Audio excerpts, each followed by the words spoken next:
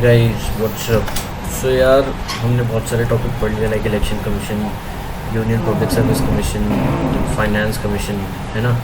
तो अब हम एक टॉपिक पढ़ने जा रहे हैं पॉलिटी का, बहुत ही ज़्यादा इंपॉर्टेंट टॉपिक है, सेंट्रल इंफॉर्मेशन कमीशन।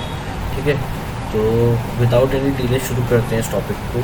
ठीक है, एग्ज़ाम पर्सपेक्टिव से भी काफ़ी ज़्यादा इंपॉर्टेंट टॉपिक है एंड बेसिकली काफ़ी बड़ा टॉपिक है लगता है, but I have concised it for you all. So yeah, let's get right into it. ठीक है, so अगर हम बात करें इस सेंट्रल इंफॉर्मेशन कमीशन की, तो इसको इस्टेब्लिश किया गया है एक एक्ट से। तो ये एक कॉन्स्टिट्यूशनल बॉडी नहीं है, ठीक है, इसको एक एक्ट के माध्यम से इस्टेब्लिश किया गया है। तो basically right to information act नाम है इसका, राइट टू इंफॉर्मेशन एक्ट 2005, याद रखना। तो सेंट्रल इंफॉर्मेशन कमीशन को इस्टेब्लिश किया गया राइट टू इंफॉर्मेशन एक्ट 2005 से, एंड ये कॉन्स्टिट्यूशनल बॉडी नहीं है। ठीक है, इसका काम क्या है, it takes appeals and complaints under the centre and union territories. तो याद रखना, सेंटर और यूनियन टेरिटरीज की कंप्लेंट्स, अगर इंफॉर्मेशन रिलेटेड कंप्लेंट्स है तो कौन हैंडल करता है, सेंट्रल इंफॉर्मेशन कमीशन। ठीक है, अगर इसके कॉम्पोजिशन की बात करी जाए तो इसका कॉम्पोजिशन होता है, एक चीफ इंफॉर्मेशन कमिश्नर होता है, चीफ इंफॉर्मेशन कमिश्नर। इसके अलावा 10 इंफॉर्मेशन कमिश्नर्स भी होते हैं। ठीक है, तो एक चीफ इंफॉर्मेशन कमिश्नर हो गया और 10 इंफॉर्मेशन कमिश्नर हो गए।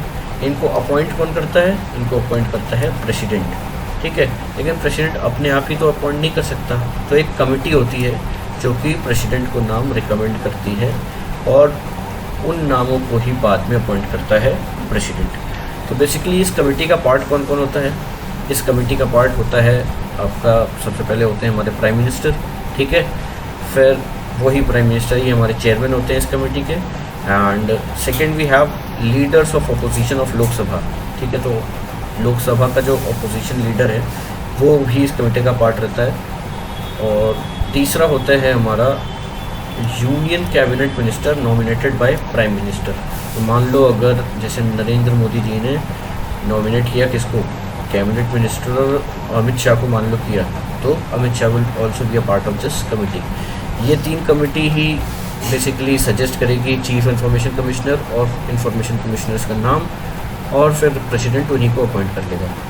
कितने इंफॉर्मेशन कमिश्नर्स होते हैं, 10। ठीक है, अब अगर इनकी बात की जाए, ये जो मेंबर्स होते हैं, ये these members will not be a member of parliament और state legislature। ठीक है, याद रखना। फिर इनका कोई कनेक्शन किसी पॉलिटिकल पार्टी से नहीं होता है, एंड इनके पास कोई ऑफिस ऑफ प्रॉफिट भी नहीं होता है, यानी कि ये किसी प्राइवेट कंपनी या किसी मल्टीनेशनल कंपनी में भी कोई ऑक्यूपेशन होल्ड नहीं कर सकते। ठीक है, तो इनका कॉम्पोजिशन पढ़ लिया, कमेटी पढ़ ली, सेंट्रल इंफॉर्मेशन कमीशन किस एक्ट के थ्रू बनाया गया है वो पढ़ लिया। अब हम बात करते हैं इसके टेन्योर की। तो अगर हम टेन्योर की बात करें तो जो सेंट्रल इंफॉर्मेशन कमीशन के जो मेंबर्स या चेयरमैन हैं, बेसिकली चीफ इंफॉर्मेशन कमिश्नर्स हैं और इंफॉर्मेशन कमिश्नर्स हैं, उनका जो टेन्योर है वो है 5 ईयर्स का या 65 ईयर्स का, जो पहले हो जाए। ठीक है, and these people are not eligible for reemployment, ये याद रखना। ठीक है, तो यूपीएससी के मेंबर्स एलिजिबल नहीं थे री अपॉइंटमेंट के लिए, फाइनेंस कमीशन के मेंबर्स थे, सेंट्रल इंफॉर्मेशन कमीशन के मेंबर फिर से नहीं हैं। ठीक है, याद रहेगा, 5 ईयर्स इनका टर्म है, 65 ईयर्स, 5 ईयर्स से 65 ईयर्स, और ये री एम्प्लॉयमेंट के लिए एलिजिबल नहीं है। फिर अगर हम बात करें किस चीज़ की, अगर हम बात करें इनकी सैलरी की, तो जो चीफ इंफॉर्मेशन कमिश्नर्स होते हैं, जो चीफ आपके इंफॉर्मेशन कमिश्नर है, जैसे CIC अगर मैं इसको बोलूँ, ठीक है, तो इसकी सैलरी किसके बराबर होगी, चीफ इलेक्शन कमिश्नर के। मैंने इलेक्शन कमीशन पढ़ा दिया है, अगर याद नहीं हो तो एक बार देख लेना जाके। ठीक है, तो चीफ इंफॉर्मेशन कमिश्नर जो होता है आपका, उसकी सैलरी होती है चीफ इलेक्शन कमिश्नर के बराबर, एंड जो यहाँ पे इंफॉर्मेशन कमिश्नर्स हैं ICs, उनकी सैलरी होती है ECs के बराबर, इलेक्शन कमिश्नर्स के बराबर। ठीक है, तो ये चीज़ें याद रखना। CIC की सैलरी होती है CEC के बराबर और ICs की सैलरी होती है ECs के बराबर। ठीक है, तो हमने सैलरी डिस्कस कर ली, टेन्योर डिस्कस कर लिया, कॉम्पोजिशन कमेटी, है ना, कुछ और बातें डिस्कस कर ली। अगर हम अब बात करें इनके बेसिकली किसकी, रिमूवल की, ठीक है।